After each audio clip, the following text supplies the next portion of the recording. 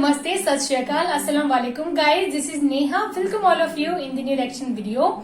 So कैसे हो आप सब, मुझे कमेंट करके बताना जरूर कि आप सब कैसे हो. एंड आज की वीडियो होने वाली है मौलाना तारिक जमील जी का बयान है कि story of girls very painful story है कोई. सो वो आज हम सुनेंगे. एंड मतलब ये इमोशनल होने वाली है क्योंकि जैसे मैंने थंबनेल देखा तो वहां से पता चल गया कि कुछ इमोशनल स्टोरी ही होने वाली है. एंड लिखा भी है स्पेशली की very painful story. So girls की स्टोरी है एंड मेरा जो है सुना वो बनता है कि क्या मौलाना तारिक जमील जी ने कहा होगा. उससे पहले मैंने प्लेलिस्ट बना दी है सभी की, मौलाना तारिक जमील जी की, राजा साकिब मुस्तफा जी की, इंजीनियर मोहम्मद अली मिर्जा जी की, इस्लामिक वीडियोस की. सो आप लोग जाके वो प्लेलिस्ट मेरी चेक करो, आपको आसानी हो जाएगी वीडियोस तक पहुंचने में. एंड अभी जो है हम करते हैं प्ले. उससे पहले आप लोगों से छोटी सी रिक्वेस्ट है कि आप वीडियो को लाइक एंड शेयर जरूर करना और सब्सक्राइब भी कर लेना चैनल को. एंड इंस्टाग्राम का लिंक डाला है मैंने डिस्क्रिप्शन बॉक्स में, सो फॉलो मुझे वहां जाके कर सकते हो. और थोड़ी सी आज लाइट की प्रॉब्लम है, लाइट नहीं है, दैट्स वाई आज मैं विदाउट लाइट वीडियो बना रही हूँ. तो आज आप थोड़ा सा कॉम्प्रोमाइज कर लेना. बाकी अब चलते हैं हम वीडियो की तरफ, सुनते हैं बयान.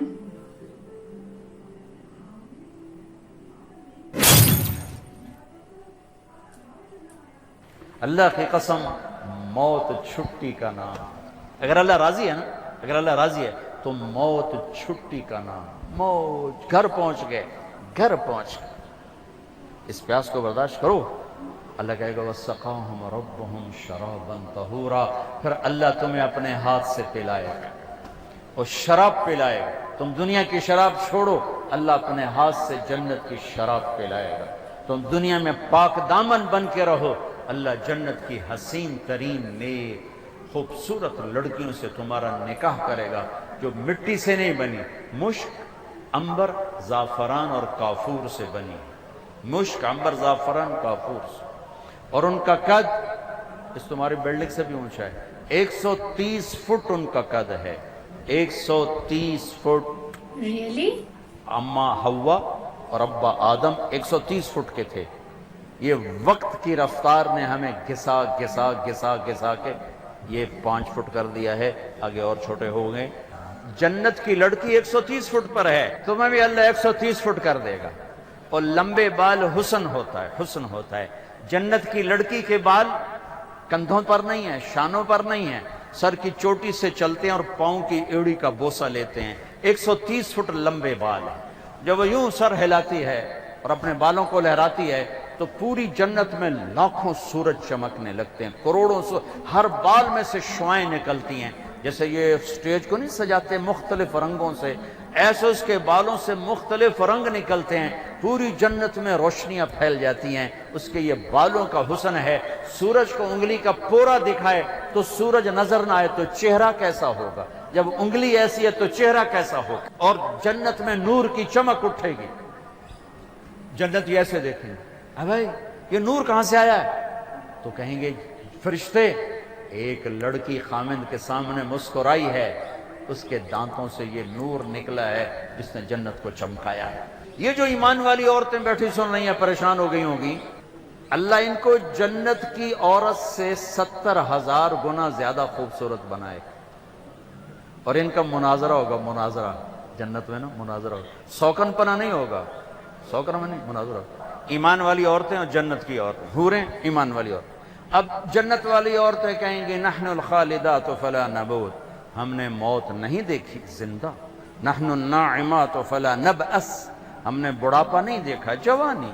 नहनु रादियातु फला नस्खत, हमने कभी लड़ाई नहीं की, हमेशा राजी. नहनुल मुकीमातु फला नरहल, हमने कभी साथ नहीं छोड़ा, हमेशा साथ दिया है. ये चारों बातें दुनिया की औरत में नहीं. जवानी भी मुस्तकिल नहीं, बुढ़ापा आता है, और मौत भी है, और नाराजगी भी है, और साथ का छोड़ना भी है. मौत आ जाती है, साथ छोड़ जाता है. अब इसके जवाब में मोमिनात क्या कहेंगी, नहनुल मुसल्लियात फमा सल्लैतुन्ना, हमने नमाज पढ़ी, तुमने कोई नहीं पढ़ी. नहनुस साइमात फमा सुमतुन्ना, हमने रोजे रखे, तुमने कोई नहीं रखे. नहनुल मुतसद्दिकात फमा तसद्दक्तुन्ना, हमने सदका खैरात किया, तुमने कोई नहीं किया. व नहनुल मुतवद्दिआत फमा तवद्दातुन्ना, हमने रोजे रखे, तुमने रोजे कोई नहीं रखे. तो हजरत आयशा फरमाती हैं फगलबनहन, तो ईमान वाली औरतें जन्नत की औरतों पे गालिब आ जाएं. यहाँ मर्दों पे गालिब, वहाँ हूरों पे गालिब. اللہ کے نبی کی عورتیں اب بیویوں سے حسن سلوک کرو. تمہیں ایک عجب حدیث سناؤں. سب سے پہلے جو طارق جمیل کا عمل تولا جائے گا، سب سے پہلا عمل آپ کا میرا، سب سے پہلا عمل جو تولا جائے گا،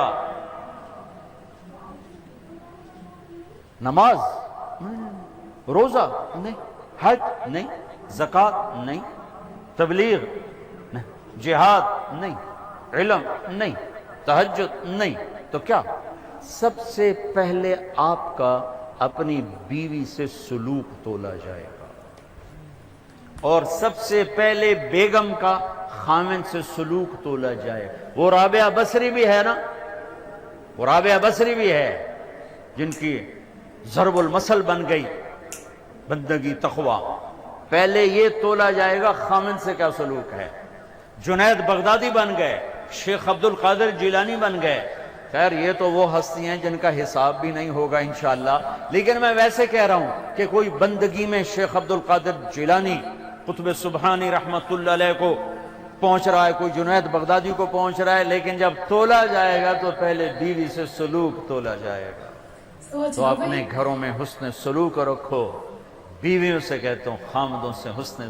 بیوی مسکرا کے ملے خامد کو جب وہ گھر آئے تھک کر، تو اس کو اللہ کے راستے میں جہاد کرنے کے آدھے کے برابر اجر ملتا ہے، آدھے کے برابر. تو اپنے گھروں کو خوبصورت بناؤ حسن سلوک کے ساتھ. طعنہ، طنز، بولیاں، وہ انسان نہیں جو عورت پہ ہاتھ اٹھائے. میرے نبی نے فرمایا اس میں کوئی خیر نہیں جو عورتوں پہ ہاتھ اٹھاتا ہو. آخری خطبے میں عورتوں کو حصہ دیا، بیویوں کو، خامدوں کو نہیں، عورتوں. استوصوا بالنساء خیرا، یہاں سے پیراگراف شروع ہوتا ہے اور لمبی عبارت آپ نے صرف عورتوں کے حقوق بیان فرمائے. تو میرا معاشرہ امبیلنس سا ہے. کہیں خامند بیوی خود نادان ہیں تو لڑ کے تباہ ہو رہے ہیں. کہیں خامند بیوی میں محبت ہے لیکن ساس شریف نے جنازہ ہی کر چھڑیا ہر شاید. سسر اوپر تلوار لے کر. ساس کا اپنا جبر ہے، سسر کا اپنا جبر ہے، نند کا الگ جبر ہے. کہیں بچے کے ماں باپ نے گھر برباد کیا ہوا ہے، کہیں بچی کے ماں باپ نے گھر برباد کیا ہوا ہے. ایک بچہ میرے پاس آیا، یہ ہم میاں بیوی لڑ پڑے تھے، اب ہم ملنا چاہتے ہیں لیکن دونوں کے والدین کہتے ہیں کبھی نہیں ملنے دیں گے. اب یہ قصہ ختم ہونا چاہیے اور ختم ہو گیا. یہ جبر، یہ ظلم، چونکہ ہمارا جوائنٹ فیملی سسٹم ہے، میں ہاتھ جوڑتا ہوں، میں کسی رشتے کو اچھالنا نہیں چاہ رہا، لیکن جو گھروں میں ہو رہا ہے میں بتا رہا ہوں. کہیں خامند نادان ہے، بیوی کے ساتھ بدتمیز ہے. کہیں بیوی نادان ہے، خامند کے ساتھ بدتمیز ہے. کہیں دونوں بہت اچھے ہیں لیکن خامند کے ماں باپ کا ظلم ہے. کہیں بچی کے ماں باپ کا ظلم ہے. کہیں بہن بھائیوں کا ظلم ہے. اللہ کے واسطے اپنی حدود میں رہو، اپنی حدود میں رہو. یہیں تمہاری یونیورسٹی میں پچھلی دفعہ بیان کر کے آیا، آفس میں بیٹھا تھا، ایک بچی باہر رو رہی تھی. تو مجھے کہا یہ ایک بچی باہر رو رہی، آپ سے ملنا چاہتی. تو میں چلا گیا، ساتھ آفس کے چھوٹا سا کمرہ ہے، تو پھر بھی رو رہی. میں سمجھا شاید میرا بیان سن کے کوئی زیادہ اثر لے لیا ہے.